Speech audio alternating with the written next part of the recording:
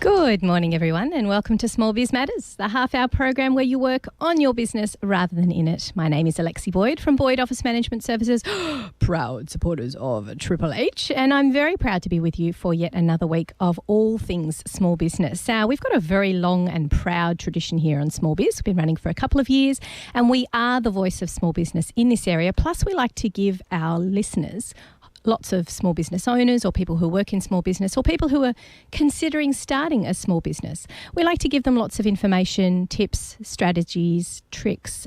We share information with our guests. We share information with our listeners. And we'd like you to think about a little bit of a topic which is a bit close to home today. We're going to be talking about mental health at work. It's a bit of a minefield when you are working for yourself because, well, it's different from being in a job. It really is. It's different from working 9 to 5. Well, nobody works 9 to 5 anymore, but it is different from working for someone else because, of course, we work all hours. We work lots of different times. We work weekends. We take away from our family. We take away from our other passions because our business does become our passion. We live it. We eat it. We breathe it. It's our own small business. And for many, it is, and it can become everything. And it can become all-consuming. It can become our identity, our baby, if you will. And with its ups and downs, we often roll our own emotional and mental health into those ups and downs as well because we see the business's success and failures as our own. It is a very difficult thing to do to disassociate yourself from your business because for a lot of people, we are 100% our business. We represent what we do. We represent what the business does. And literally the business would not exist without us being present. Without us, there is nothing there. But what effect does all this emotionally exhausting, mentally trying, situations, what does this have when this all-consuming entity has on the mental health of those who breathe life into it in the first place? How important is your mental health as a business owner? Can you really bring the shutters down and just go, no, it's just business? And it's a question I've been asking myself over the last few days, and I've drawn on the support and the advice of local small business owners, of course, my local colleagues, my small business colleagues, as I like to call them. And I've drawn on their experiences as long-term business owners to gain some strength and to gain some insight and also some tips and strategies today, which I want to share with my listeners because I think it's something as a business community, as a group in our society, we don't talk about it enough because in some ways and in an old-fashioned way of thinking about it, it's seen as a failure. When your business fails, it's you failing. And I think one of the main things that we want to try and get out of today is trying to distinguish and draw a line between what is business and what is personal, which is very difficult as a small business owners, as many of you, I'm sure, can appreciate. So this is going to be one of those self-care shows. It's not going to be light and fluffy. I don't do fluffy. I don't do airy-fairy. I want people to walk away from today's show with some actual real strategies which they can implement, which are usable and which are friendly and which work for small business as opposed to the corporate world or people who are dealing with mental health issues in another space. So it's about looking after ourselves first and foremost because it's like when you're on an aeroplane and they say put your own oxygen mask on first before you help your child, which is a little odd. But in a way, we have to think of our business in the same way. You have to look after yourself first before you look after the business because, as I mentioned before, without you, in a lot of cases, there is no business. So if we all fall apart and we break down, then everything else breaks down with it. Unless, of course, you've been successful enough and clever enough and organised enough and efficient enough to put systems in place, which we're always harping on about on Small Biz Matters, putting systems in place to make sure that when cracks do begin to appear, that there is, cement and there is support in place to be able to stop things from falling down. So we're going to turn to small business owners who are the experts because they have been doing this, and no matter what business you're in, everybody experiences mental health issues and experiences ups and downs and issues which you can't help but consume you personally, even though it is only happening to the business. I put this out there into the Facebook world last night and I had some really good tips and strategies come back from some colleagues. Aruna Ellis from Pregnancy and Parenting TV. She has some great, really specific suggestions around mindfulness. Now, mindfulness is something that it's not just about finding some time to meditate. I'm going to be the first person out there to say, I just can't stop this little hamster in my head going round and round and round and round and round. I really struggle with the concept of meditation, but that's not mindfulness. Mindfulness is being present, is thinking about I'm not an expert, but there's plenty of people are. Let's turn to what Aruna actually said. Be mindful. You can practice this in many ways. At work, make drinking water a ritual, not a habit, but a ritual. Put an alarm on every time you reach for your bottle. Consciously breathe. Make subtle body changes. Put your feet down flat on the floor. Straighten your back. Consciously roll the water into your mouth and let it go down your throat. This will work in many ways. For starters, it'll break the pattern of stress in your body and your mind. It'll give time for the water to absorb rather than run through you like, okay, I'm drinking some water now, I'm doing what I have to do. But that mindful, correct posture will fill you with oxygen that you need to keep a clear head. Those of you who are listening now might be sitting at your desk trying to do some work, doing that multitasking thing, working on your business and in it at the same time. Stop and think, how are you sitting? When was the last time you actually took a really deep breath and filled your lungs with oxygen? Questionable oxygen inside your office perhaps, but when was the last time you really put your feet flat on the floor, stretched up your body, brought your spine to a full position and just took a nice deep breath? And I think Aruna's really hit it on the head there. Take some water and use the water as a way of reconnecting with your body. Connect your mind to your body. And just for those few moments, it doesn't have to be 10 minutes, it doesn't have to be half an hour at lunchtime, but just for those few moments, feel another sensation other than the clickety-clack and your eyes bouncing between the screens. Feel something else happen to your body other than work. And as she mentioned, if you just take, maybe do that once half an hour. I know that sounds like a lot, but it's not. You're taking a sip of water. You're taking a sip of water and you're breaking your concentration and you're just thinking about something different. Now, that doesn't mean you're multitasking. It doesn't mean that you stop what you're doing. I'm just going to quickly take some water. I'm going to do what Aruna said and then I'm going to move on. No, it's taking that few seconds just to stop, be present and think about the body that you're working in, because at the end of the day, it's your body that you're actually working in. It is helping you work. It's not just your mind. So great tip there from Aruna from Pregnancy and Parenting TV. Anne Sinclair, she is the digestive detective, takes the perspective for your mind and body. Make sure you take a lunch break away from your desk. It's not only good for your mental health, but also excellent for digestion. Go to a green space, if you can find one, for at least 30 minutes.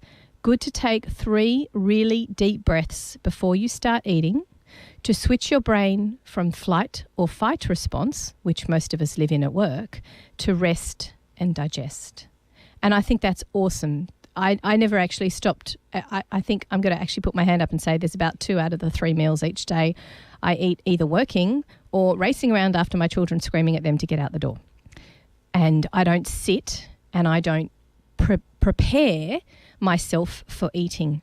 So if you just stop, clear your head, and the only way you can do that is out of this office environment. Really, is it really going to destroy your work day if you take 20 minutes and go for a walk? And when she says green space, I mean, I look around where we are here in Waitara at the Triple H building and I look around and go, what green space? Like there is nothing. There's a couple of trees and that's it. Well, if that means go and sit on the patch of grass somewhere and just feel the earth under your bum, but as long as it's not inside, take yourself for a walk and don't eat at your desk. And it's crazy because I do it all the time. I'm going to be the first to put my hand up there and say that I do it. But it's a really good idea. And don't take your phone because you're not switched off when you take your phone. Even if you say, I'm just checking Facebook and I'm just looking at SMH and I'm just reading the news. And no. That's not switching your brain off. Take a book. Take a schlonky magazine that really is switching your brain off and letting it ooze out of your ears. But take something and do something that is completely disassociated with work. And that is switching off. And really, it's only for half an hour each day. So a great tip there from Ange. Ursula Hogman from Legal Vision. shows her true research and resourcefulness, and draws on Beyond Blue's support services. My top 3 are reflection, remembering our purpose, and at least 15 minutes exercise a day. Spending time with great people. Sometimes business owners who get the challenges, challenges, other times loved ones for care and support. Think about who you want to connect with. And even if it's just a quick 5-minute phone call, just to connect with that person and just to say, hey, how you going? How's your day been? What's happening with the kids? Again, something a little bit different from work. Connecting with that person, maintaining that relationship that's away from work. Again, it's that disconnect. It's that switch off one side, turn on the other, turn on your personal life for just a moment, just to give yourself, your brain, some emotional downtime. Beyond Blue has a special program for business owners called Business in Mind. And you can actually go to their website, which is fantastic. It's got some great tips and strategies. We're going to talk about that a little bit later in the show. And so Ursula says reflection and remembering our purpose. So when she says that, I'm assuming she means reflecting on what it is, why it is that you set up a business in the first place. And most of us did it because we were passionate, we wanted to spend more time with our family, and we didn't want to be working 9 to 5. But what we found is that passion has overthrown everything else. We're spending less time with our family, and we're certainly not working 9 to 5, and we're certainly not taking those 30-minute lunch breaks. So sometimes that little bit of downtime can just be a matter of connecting on an emotional level with something different than your business, and just giving someone a quick call. And even if it's your mum, I mean, your mum would love a call, or your dad, just give them a call and just say, how's your day going? What you doing? You know, what are you up to today? And just that little bit of connectivity with something that isn't work, I think, is very helpful. And it helps remind you and reset why it is that you're doing this. We're going to take a quick break now, listen to some community service announcements. And when we come back, I'm going to share with you some more tips. And, of course, checking out the Small Biz Matters event calendar for lots of great events that are coming up this week in our area. You're listening to Small Biz Matters on Triple H 100.1 FM. So today we're talking about mental health and the importance of maintaining your own mental health when you are a small business owner, because, of course, as I mentioned at the beginning of the show, it is stressful at the best of times, and unfortunately we wrap ourselves up in our business. It becomes a blanket that embodies us, that it becomes part of our person. And whether or not you are able to distinguish between your business and your personal life, it is very difficult to draw that distinction and make that distinction, and in fact, therefore, draw yourself away from the business. It's a skill, and it's difficult to do. So I've spoken to a number of small business owners who have been running their business for a number of years to come up with some tips and strategies. Maureen Thompson is someone who agrees with the importance of keeping your fitness and your health going, of course, but she adds the importance of furry friends as a companion as well. If you are working from home, make sure you have those gorgeous animals around you, so when things are all getting a bit crap, you can look down at those big, soft, fluffy eyes that look up at you lovingly, no matter what, no matter how bad your day is. You've got this lovely, small, furry person looking up at you going, say, I love you. Even though you're having a crappy day, I still love you. And that is something very joyous. So if you are lucky enough to be able to take your pets to work with you, or you work from home, take advantage of that. They are a wonderful company to have, and they do provide that breaker, that circuit breaker between work and really what's important and why you do this. Jennifer Taylor, of course, one of our wonderful listeners who provides us with lots of support and advice from Vividity Photography, has 2 top tips. She says, because in a previous life I was a yoga teacher, I'm going to second the advice about meditation and exercise and healthy eating habits. But my top tip at the moment is to allow a little time for silliness. I like to put on some 80s music. She did specify 80s music, I'd like to say, and dance around like no one is watching, because they're not. I work all by myself. And the second tip is to phone a friend. That could be someone in the same industry as you, someone you've known since you were 4. The key thing is it's a person who makes you feel good just to be around them. And that's a really good point. You don't necessarily, when you're feeling down, need to phone someone who is a mental health advocate or someone who has the strategies and the ability to assist anybody in a mental health downer. It can just be a mate. It can just be a friend who you ring up and go, hey, how you going? Again, that circuit breaker. Remember that what you're doing is not all-consuming. It is not the everything, that there are other very important elements and things in your life which you can use as a circuit breaker, and even just to ask people how they're going. I like the 80s music, but I like the idea of, I can imagine Jennifer dancing around like a lunatic to her fabulous 80s music, and it's that adrenaline. It's the adrenaline, it's the endorphins. We sit down in exactly the same position, most likely with poor posture, not breathing correctly, and we wonder why everything seems a little bit claggy and slow and just, it's like you've been sleeping. It's because literally your body has been sleeping. So get up, walk around, even if it's just shaking out a couple of limbs, just get the blood flowing back into the places it should be flowing in, not just into your mouse hand and your left hand for typing, but everywhere else in your body as well, and breathe. Tanya Teeperson, personal stylist at Modabout Style, suggests that the importance of taking breaks, being able to get away occasionally, even if it's just once in a few months, it kind of gets the juices flowing and refreshed again. Engaging in activities that you actually enjoy releases feel-good endorphins. Now, let's not say we don't enjoy work. We do. That's why we do it. But some of us don't. But we don't enjoy the stress. So sometimes getting away for a few days, even if it's just one day, a total break from everything that is the norm, and going for a bushwalk. I mean, where we live in Sydney and Hornsby, we have wonderful bushwalks right literally outside your door. Fire trail around your street is probably a beautiful place to walk. Or you might look at, if you enjoy really spending quality time with the kids, just, take them to the afternoon, go to the local pool, or just take them to a movie, or take them to go shopping, or give them $10 each and let them run around one of the shops and buy some whatever they want. It's really just about finding that short break.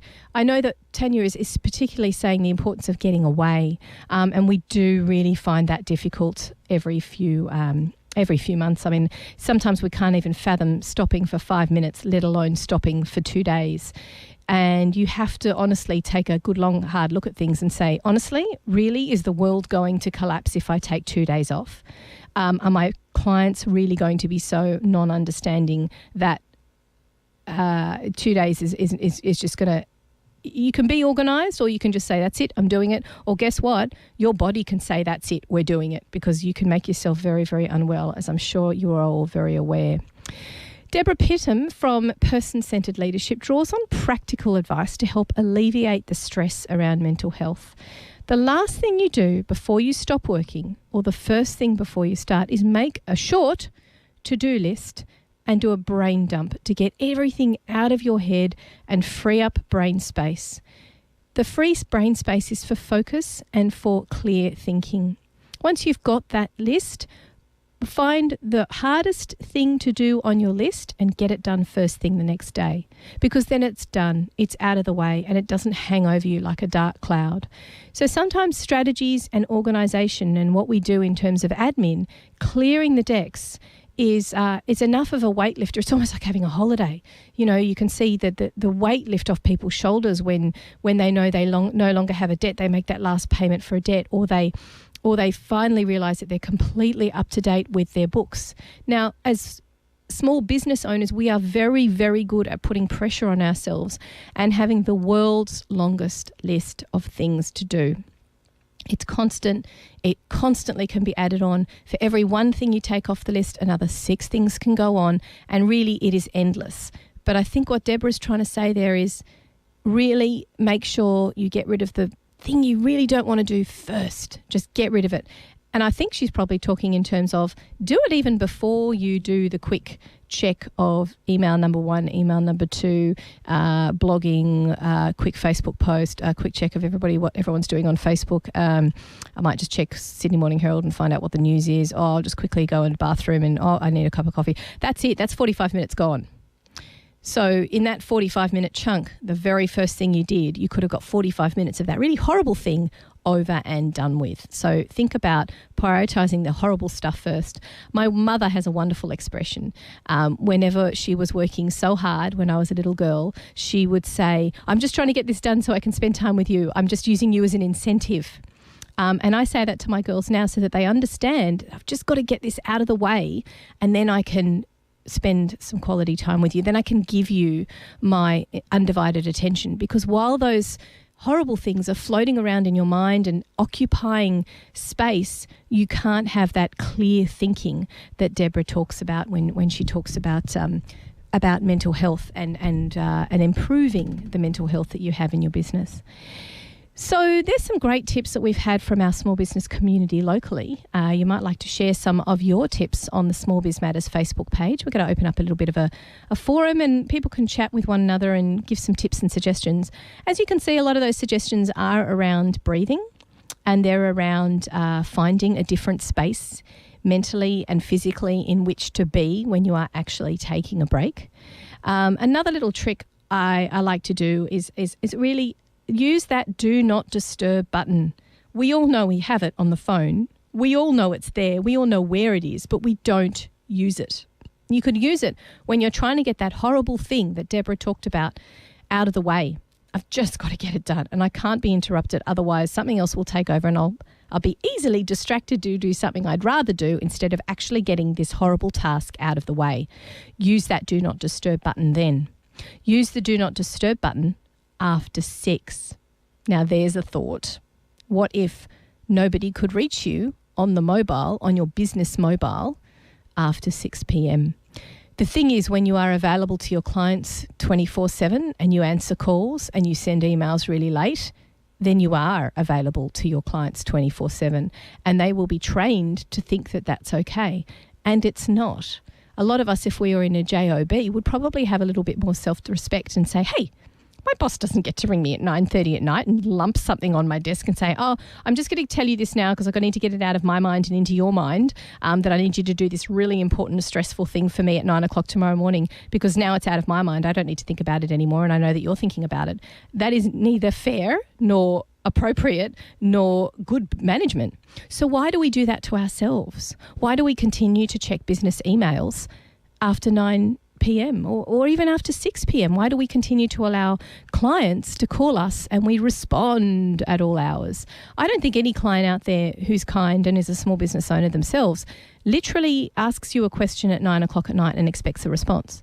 I think they're perfectly happy for you to respond at 9 a.m. the next morning. But if you continue to respond when they ask the question immediately, then they will expect that from you because that's what they've come to expect. And that's not good customer service.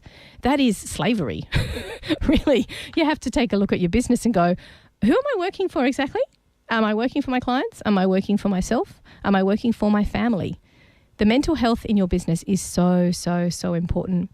So there's a couple of other really, really great resources that I've stumbled on and people have drawn my attention to that I'd like to let you know about for my listeners. There is, of course, the headsup.org.au. They've got a link on their page called Creating a Mentally Healthy Workplace for Small Business. In fact, if you Google Australian websites, and I do encourage people to go to Australian websites because they often have the links and the further support that you need here in Australia should you need that.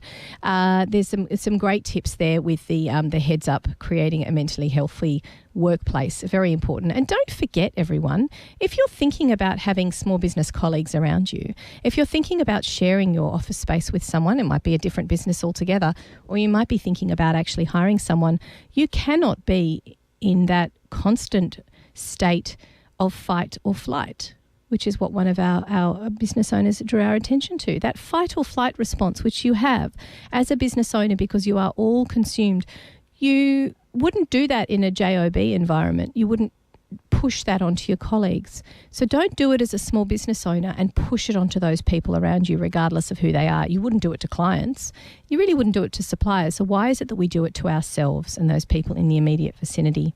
There's a lot of challenges when it comes to running a business. There's workload, there's long hours, there's taking work home with you, there's not taking breaks, there's all the demands of all the red tape and the administration and government regulations, and they can become all-consuming. But a really big problem, apart from that weight, is the lack of self-care, is the fact that we don't often stop and think and remember that we as a human being are exactly that. We're human. Our bodies are not machines. They are an organism that needs to be nurtured and fed properly and receive a decent amount of oxygen and exercise and blood pumping to all of it. There's, of course, the health risks that are associated. And if you pop into that headsup.org.au website, there's some actually really great tips on mentally healthy small businesses. And don't forget about your legal rights and responsibilities to those around you. Plus, you can find out more. Now, if anything I've spoken about in today's program has raised some issues for you, as you all know, there's lots of places that you can go to seeking help. It can be completely anonymous. It can be experts. There's the, of course, Lifeline 13 11 14 and the kids helpline, if you think there's someone around you that needs support in that way, is 1800 55 1800, and the men's line Australia is 1300 7899 78. So I just want to draw your attention to those couple of websites, headsup.org.au plus the ato.gov.au. So I don't mean to laugh when I see that the ATO's got a site specifically around small business owners experiencing mental health issues. But one of the reasons why I wanted to speak today about mental health was because of that bookkeepers conference I went to last week. It was an issue that was raised. Bookkeepers are often working from home, we're often working in isolation, we're often working for ourselves, and it again becomes all-consuming. And the ATO was speaking to us as a channel by which they can talk to clients, and they're becoming more and more conscious that small businesses are under a lot of pressure from a variety of factors, and they are factoring that into their policies and procedures. Literally, it is being written into policies and procedures and training for their staff.